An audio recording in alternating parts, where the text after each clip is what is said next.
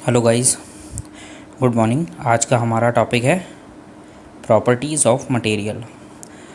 मैंने प्रॉपर्टी सारी लिख रखी हैं। मैं एक एक करके आपको समझा देता हूँ।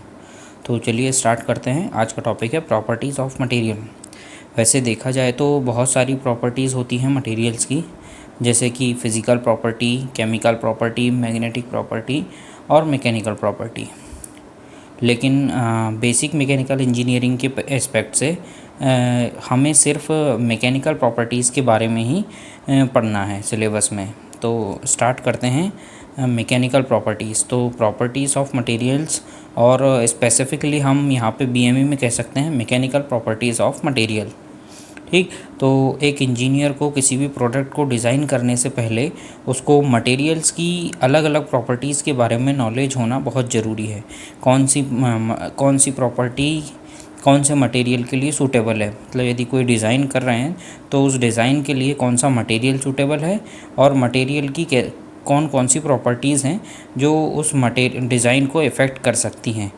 तो किसी भी प्रोडक्ट के डिज़ाइन के लिए मटेरियल का सिलेक्शन नंबर 1, और नंबर 2 उस मटेरियल की प्रॉपर्टीज़ का नॉलेज होना किसी भी इंजीनियर को, डिज़ाइन इंजीनियर को या प्रोडक्शन इंजीनियर को बहुत ज़रूरी है। तो चलिए स्टार्ट करते हैं प्रॉपर्टीज़ ऑफ मटेरियल, या स्पेसिफिकली कह सकते हैं हम मैकेनिकल प्रॉपर्टीज़ ऑफ मटेरियल। तो यहाँ पे मैंने लिख रखी हैं, बहुत सारी प्रॉपर्टीज़ हैं। उनमें से इम्पॉर्टेंट प्रॉपर्टीज़ कुछ हैं: strength, hardness, toughness, brittleness, ductility, malleability, elasticity, plasticity, rigidity, hardenability, machinability, resilience, fatigue और क्रीप। कभी कभी एग्ज़ाम में शॉर्ट नोट भी लिखने को आ जाता है कि 3-4 प्रॉपर्टीज़ दे दी और उन पर शॉर्ट नोट लिखने को बोल दिया 2-2 नंबर में। तो उस एस्पेक्ट से भी इम्पॉर्टेंट है ये टॉपिक। चलिए स्टार्ट करते हैं। Number 1, strength. स्ट्रेंथ किसी भी मटेरियल की वो प्रॉपर्टी है जिससे वो लगने वाले एक्सटर्नल फोर्स का अपोज करता है, उसको रेजिस्ट करता है। It is the ability of material to resist deformation under the action of external force. कोई भी मटेरियल जो एक्सटर्नल फोर्स, कौन tensile external force, compressive external force और शियर फोर्स के कारण होने वाली डिफॉर्मेशन का अपोज करे, वो प्रॉपर्टी स्ट्रेंथ कहलाएगी मटेरियल की। ठीक, ऐसी प्रॉपर्टी जो टेंसाइल, कंप्रेसिव और शियर फोर्स के कारण होने वाली डिफॉर्मेशन का अपोज करे। नेक्स्ट है हार्डनेस। हार्डनेस ऐसी मटेरियल की प्रॉपर्टी जिससे वो किसी भी मटेरियल को पेनिट्रेट होने से रोके, उसको पेनिट्रेशन से रोके, बचाए। या आइडेंटेशन। पेनिट्रेशन मतलब किसी भी चीज़ को मटेरियल में गड़ाना। आइडेंटेशन का मतलब भी, जैसे हम इस पे नाखून मारें टेबल पे, तो यदि किसी सॉफ्ट मटेरियल में नाखून लगाएंगे तो नाखून का मार्क, जिसको आइडेंटेशन कहते हैं, वो दिखाई देगा। और यदि किसी सॉलिड मटेरियल में हम नाखून लगाएंगे, नाखून लगाएंगे, तो उसमें वो दिखाई नहीं देगा, मतलब आइडेंटेशन उसका दिखाई नहीं देगा। तो जहाँ पे आइडेंटेशन का मार्क दिखाई दे आसानी से, वो सॉफ्ट मटेरियल कहलाएगा। और जहाँ पे पेनिट्रेशन या आइडेंटेशन या स्क्रैचिंग कह सकते हैं, यदि नाखून से कोई मटेरियल स्क्रैच हो जाए आसानी से, तो वो सॉफ्ट होगा। और यदि हार्ड हो, काटने में पेनिट्रेशन ना हो, आइडेंटेशन ना हो, मतलब कोई मार्क ना दिखाई दे, तो वो मटेरियल हार्ड मटेरियल कहलाएगा। तो ऐसा मटेरियल जो पेनिट्रेशन का अपोज करता हो, हार्ड मटेरियल कहलाता है। नेक्स्ट है टफनेस। टफनेस को कह सकते हैं कि ऐसी प्रॉपर्टी जो किसी भी मटेरियल को किसी भी मटेरियल पे होने वाली इम्पैक्ट लोडिंग या शॉक लोडिंग का अपोज करता हो। शॉक लोडिंग या इम्पैक्ट लोडिंग को रेजिस्ट करता हो, अपोज करता हो, वो कहलाएगी toughness. It is the ability of material to resist impact loading और शॉक लोडिंग, जो एकदम से होने वाले लोड, एकदम से लगने वाले लोड, जैसे कि यदि हम किसी टेबल पे मुक्का मारें तो ये कहलाएगा इम्पैक्ट लोड। तो मटेरियल की वो प्रॉपर्टी जो इम्पैक्ट लोडिंग का अपोज करती हो, वो कहलाएगी टफनेस। ठीक, हार्डनेस। अब हार्डनेस की हमने बात की, तो हार्डनेस टेस्टिंग भी हमें सिलेबस में है, और टफनेस की बात की तो टफनेस टेस्टिंग भी है। तो हार्डनेस को टेस्ट करने के लिए 3 टाइप के टेस्ट किए जाते हैं। इनको बोलते हैं Rockwell hardness test, Brinell hardness test और विकर्स हार्डनेस टेस्ट। इन तीनों में ही जो पेनिट्रेटर है या आइडेंटर है वो अलग अलग शेप का होता है, इसलिए ये 3 टेस्ट होते हैं। रॉकवेल में होता है राउंड शेप में, ब्रेनल में होता है कोनिकल शेप में, और विकर्स में होता है डायमंड शेप में। जो आइडेंटर या पेनिट्रेटर होता है वो उनका अलग अलग शेप होने से 3 अलग अलग टेस्ट हो गए। ऐसे ही टफनेस टेस्ट करने के 2 टेस्ट होते हैं, एक आइजॉड टफनेस टेस्ट और एक 4P, आइजॉड और 4P। तो हार्डनेस के चेक करने के भी टेस्ट हैं सिलेबस में, और टफनेस के भी 3 हार्डनेस के, रॉकवेल, ब्रेनल और विकर, और टफनेस के इम्पैक्ट और 4P। ठीक। नेक्स्ट प्रॉपर्टी है ब्रिटलनेस। ब्रिटलनेस ऐसी प्रॉपर्टी जिसके कारण स्मॉल लोड लगाने पे मटेरियल फेल हो जाए, वो प्रॉपर्टी ब्रिटलनेस कहलाएगी। ऐसा इसलिए होता है क्योंकि जो ब्रिटल मटेरियल होते हैं वो उनमें एलोंगेशन जीरो या कह सकते हैं नेग्लिजिबल होती है। तो एलोंगेशन नहीं होने के कारण वो अपनी लेंथ को एलोंगेट ना कर पाते हैं, जिसके कारण वो जल्दी ब्रेक हो जाते हैं, जल्दी से टूट जाते हैं एलोंगेशन नहीं होने के कारण। और जो दूसरे मटेरियल होते हैं जो ब्रिटल नहीं होते, वो लोड लगाने पे जब लोड लिमिट से ज़्यादा हो जाता है, ब्रेकिंग लिमिट अल्टीमेट लिमिट से ज़्यादा होता है, तो वो एलोंगेट होने लगते हैं, ब्रेक होने की जगह एलोंगेट होने लगते हैं। और जो ब्रिटल मटेरियल होता है वो एलोंगेट ना होकर सीधा डिफॉर्म हो जाता है। इसलिए ब्रिटल मटेरियल स्मॉल लोड में ही टूट जाते हैं, ब्रेक हो जाते हैं। It is the property of material by virtue of which material breaks easily under the application of load. जो ब्रिटल मटेरियल होते हैं वो टेंसाइल लोड लगाने पे तुरंत बहुत जल्दी टूट जाते हैं, जबकि उनकी कंप्रेसिव लोड या कंप्रेसिव फोर्स को बियर करने की कैपेसिटी बहुत ज़्यादा होती है। ठीक। नेक्स्ट है डक्टिलिटी। ब्रिटल मटेरियल ऐसे जो टेंसाइल लोड लगाने पे स्मॉल लोड एप्लीकेशन से ही ब्रेक हो जाएं, ब्रिटल मटेरियल कहलाते हैं। इसका एग्जांपल हम ले सकते हैं ईंट। यदि हम ईंट को ऊपर से फेंकेंगे तो वो टुकड़े टुकड़ों में टूट जाती है ब्रिटल होने के कारण। ठीक। उसी का उल्टा जस्ट गीली मिट्टी का ले सकते हैं। यदि हम गीली मिट्टी को ऊपर से फेंकेंगे तो वो बिखरती नहीं है तो उसकी ब्रिटलनेस कम होती है। ईंट की ब्रिटलनेस ज़्यादा होने से वो टुकड़ों में टूट जाती है। तो ऐसे मटेरियल जो टुकड़ों में जल्दी टूट जाए, बिखर जाए, वो ब्रिटल मटेरियल कहलाते हैं। नेक्स्ट है डक्टिलिटी। ये ब्रिटल मटेरियल की जस्ट अपोजिट होती है। It is the ability of material to be drawn into wires. ऐसे मटेरियल जिनके लंबे तार बनाए जा सकते हैं, जिन मटेरियल को वायर फॉर्म में कन्वर्ट किया जा सकता है, उन मटेरियल्स की डक्टिलिटी ज़्यादा होती है। उस प्रॉपर्टी को डक्टिलिटी कहते हैं, जिसके कारण मटेरियल को वायर के फॉर्म में बनाया जा सकता है। ठीक। Under the application of tensile load या पुलिंग। उसको खींचना टेंसाइल या पुलिंग कहलाता है। टेंसाइल लोड के कारण किसी भी मटेरियल को वायर फॉर्म में कन्वर्ट करना मटेरियल की डक्टिलिटी प्रॉपर्टी के कारण होता है। सेम डक्टिलिटी और मेलिएबिलिटी। यदि मटेरियल को वायर फॉर्म में कन्वर्ट किया जा रहा है तो वो मटेरियल की प्रॉपर्टी डक्टिलिटी कहलाएगी। और यदि किसी मटेरियल को शीट्स के फॉर्म में कन्वर्ट किया जा रहा है कंप्रेसिव लोड के कारण, तो उसे मेलिएबिलिटी कहेंगे प्रॉपर्टी को। दोनों में डिफरेंस है। इसमें मटेरियल के वायर्स बनाए जाते हैं डक्टिलिटी के कारण, और यहाँ मटेरियल की शीट बनाई जाती है मेलिएबिलिटी में। ठीक। तो डक्टिलिटी होती है टेंसाइल लोड के कारण और मेलिएबिलिटी होती है कंप्रेसिव लोड के कारण। दूसरा मेन डिफरेंस, डक्टिलिटी में नंबर 1 वायर्स बनाए जाते हैं under the application of tensile load, wire tensile load से। ठीक। जबकि मेलिएबिलिटी में it is the ability of material by which it can be drawn into thin sheets under the application of compressive load या rolling. यहाँ पे tensile load से wire और यहाँ पे कंप्रेसिव लोड से शीट्स बना रहे हैं। दोनों सेम हैं, बस दोनों में डिफरेंस है कि यहाँ पे वायर यदि बनाए जाएंगे तो वो डक्टिलिटी के कारण बनते हैं, और जहाँ थिन शीट्स बनाई जाएंगी वो मेलिएबिलिटी के कारण होती है।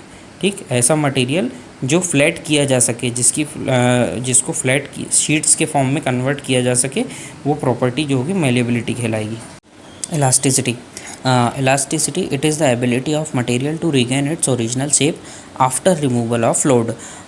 ये एग्ज़ाम पॉइंट ऑफ व्यू से भी इलास्टिसिटी, प्लास्टिसिटी और डक्टिलिटी ये काफ़ी इंपॉर्टेंट प्रॉपर्टीज़ हैं। तो इलास्टिसिटी ऐसी प्रॉपर्टी होती है जब किसी भी मटेरियल पे लोड लगाया जाता है तो मटेरियल इलोंगेट हो जाता है, मतलब उसकी लेंथ बढ़ जाती है, और जब उस लोड को हटाया जाता है, अनलोड किया जाता है, तो मटेरियल वापस अपने ओरिजिनल शेप में आ जाता है।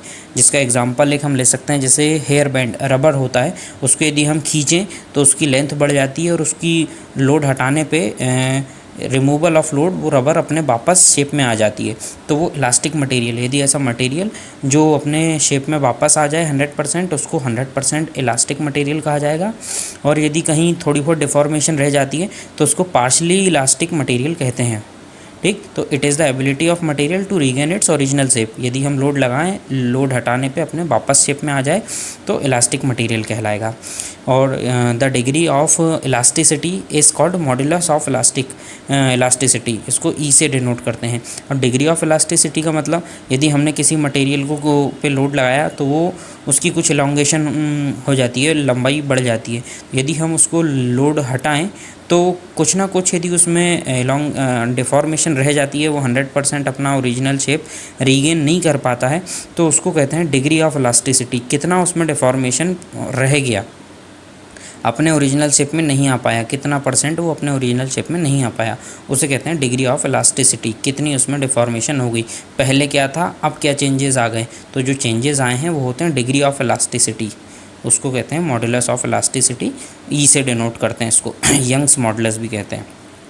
ठीक, आगे बढ़ते हैं। प्लास्टिसिटी, इलास्टिसिटी से जस्ट अपोजिट प्लास्टिसिटी।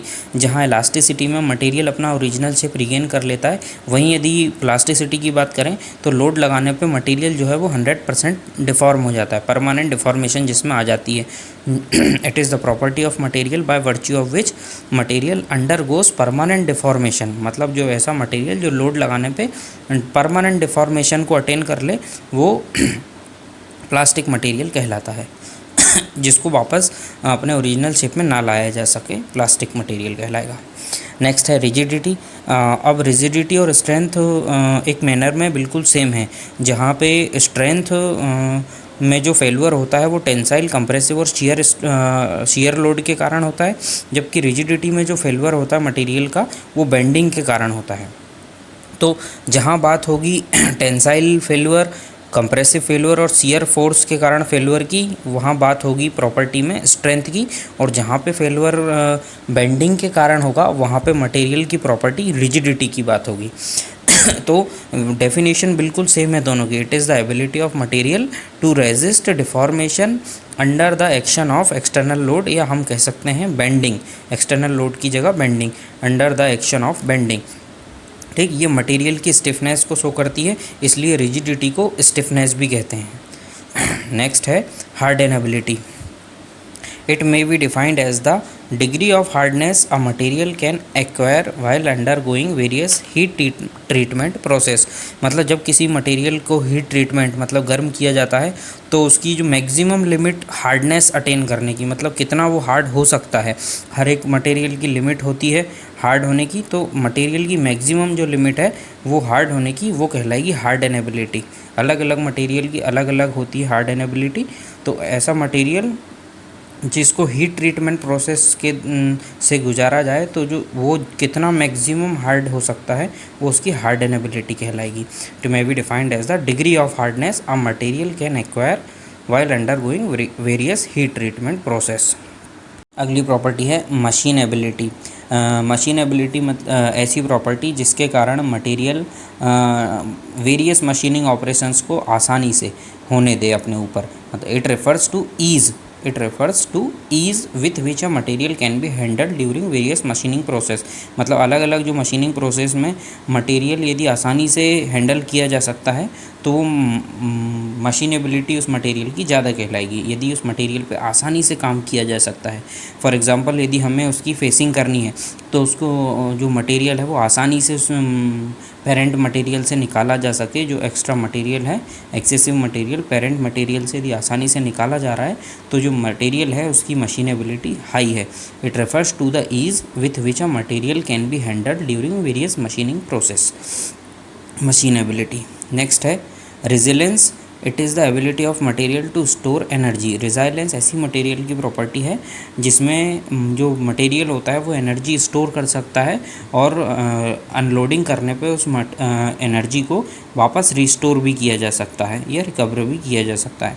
इसका एग्जांपल है जो स्प्रिंग आती है उसको हाथ से दबाने पे उसमें एनर्जी स्टोर हो जाती है और यदि लोड हटाया जाए, मतलब हाथ जो दबाया है उसको हटाया जाए तो वो वापस रिकवर भी कर देती है। तो stiffness, it is the ability of material to store the energy elastically, मतलब स्प्रिंग को यदि दबाएंगे तो वो इलास्टिक मटेरियल होता है और लोड हटाने पर वापस अपने ओरिजिनल शेप में आ जाता है, इसलिए कहते हैं it is the ability of material to store the energy elastically, that is without being deform, मतलब बिना टूटे, बिना डिफॉर्म हुए एनर्जी को स्टोर करना। And on unloading the energy can be restored, unload करने पे एनर्जी जो है वो वापस रिस्टोर की जा सके। नेक्स्ट है फटीग। फटीग इसको हिंदी में थकान भी कहते हैं। तो फटीग ऐसी प्रॉपर्टी जिसके कारण मटेरियल का फेल्यूर साइक्लिक लोडिंग या रिपीटेड लोडिंग के कारण होता है, जो लोड रिपीट किए जाएं बार बार या साइक्लिक लोड होने के कारण मटेरियल का फेल्यूर होता है। It is the property of material to resist cyclic loading और रैपिडली फ्लक्चुएटिंग लोडिंग। इसका एक सिंपल एग्जांपल है, जैसे एक तार होता है, हम उसको खींच के टेंसाइड लोड लगा के नहीं तोड़ सकते, जबकि उसे बार बार यदि हम एक जगह से मोड़ें, साइक्लिक लोडिंग, लोड करें अनलोड करें, लोड करें अनलोड करें, साइकिल मतलब alternate loading, loading unloading, loading unloading, cyclic loading कहलाएगी। तो उसको बार बार यदि हम एक जगह से मोड़ें तो उसको हम तोड़ सकते हैं, तो वो फटीग होता है, मतलब तार वहाँ से थक जाता है, थकने के कारण टूट जाता है, तो उसको कहते हैं fatigue. It is the property of material to resist cyclic loading. Static loading में मटेरियल बहुत ज़्यादा लोड को बियर कर सकता है, जबकि साइक्लिक लोडिंग में कंपैरेटिवली बहुत कम लोड में ही वो फेल हो जाता है। नेक्स्ट है creep. It is the property of material in which material fails under static loading. Static loading का मतलब जो लोड एक बार लग गया वो ही लोड लगेगा, और साइक्लिक लोडिंग का मतलब चेंज होने वाला लोड। तो यहाँ पे जो लोड है स्टैटिक लोडिंग की बात हो रही है, और यहाँ पे जो फेल्यूर होता है वो साइक्लिक लोडिंग के कारण होता है। तो क्रीप की बात हो रही है। It is the property of material in which material fails under static loading for long period of time. It is slow and time dependent process, मतलब क्रीप ऐसी प्रॉपर्टी जिसमें जो मटेरियल है वो लॉन्ग पीरियड के लिए किसी स्टैटिक लोड के अंडर हो, तब उसका जो फेल्यूर होता है वो क्रीप कहलाता है। मतलब इसका एक बेस्ट एग्जांपल है, जैसे बिल्डिंग जो बन गई है उसका जो वेट है वो स्टैटिक लोडिंग है, जो नीचे के पिलर्स कॉलम बिम्स हैं उन पे वो लोड हमेशा रहता है, 10 साल 15 साल 20 साल, धीरे धीरे वो फेल होने लगते हैं, धीरे धीरे उनकी स्ट्रेंथ कम होने लगती है। तो स्टैटिक लोड जो बिल्डिंग का वेट है वो स्टैटिक लोड हो गया, और लॉन्ग टाइम पीरियड मतलब 10 साल 20 साल 25 साल 50 साल बाद वो धीरे धीरे टूटने लगता है। तो it is the property of material in which material fails under static loading for long period of time. जो क्रीप का एग्जांपल है वो बिल्डिंग को हम मान सकते हैं कि उसमें क्रीप होता है, क्रीप प्रॉपर्टी है, जो धीरे धीरे उसमें डिफॉर्मेशन जनरेट होती है। It is slow and time dependent process, बहुत धीरे होती है, और जैसे जैसे टाइम निकलता है वैसे क्रीप बढ़ती जाती है। ठीक, तो क्रीप होती है स्टैटिक लोडिंग के कारण, और फटीग होती है साइक्लिक लोडिंग के कारण। साइक्लिक लोडिंग में लोड फिर अनलोड, लोड फिर अनलोड ऐसा होता है, रिपीटेडली फ्लक्चुएटिंग लोड। फ्लक्चुएट का मतलब भी वही, लोडिंग हो रहा है अनलोडिंग हो रहा है, या लोड का मैग्नीट्यूड चेंज हो रहा है। ठीक, तो fatigue it is the property of material to resist cyclic loading, creep में स्टैटिक लोडिंग लॉन्ग टाइम के लिए। ठीक, तो आई होप आपको प्रॉपर्टीज़ समझ में आई होंगी।